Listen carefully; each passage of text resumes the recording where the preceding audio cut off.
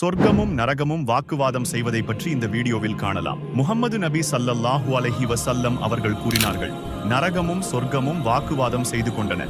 நரகம் பெருமை அடிப்பவர்களுக்காகவும் அக்கிரமக்காரர்களுக்காகவும் நான் தேர்ந்தெடுக்கப்பட்டுள்ளேன் என்று சொன்னது. சொர்க்கம் மக்களில் பலவீனர்களும் அவர்களில் கீழ்நிலையினரும் இயலாதவர்களுமே அதிகமாக என்னுள் நுழைவார்கள் என்று கூறியது.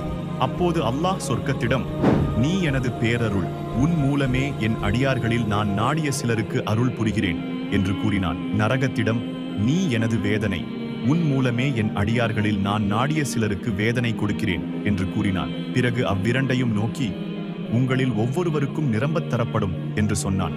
ஆனால் நரகமோ இறைவன் தனது பாதத்தை அதன் மீது வைக்காதவரை வயிறு நிரம்பாது. எனவே அல்லாஹ்விடம் சொர்க்கத்தை கேட்டு பிரார்த்தனை செய்வோம்.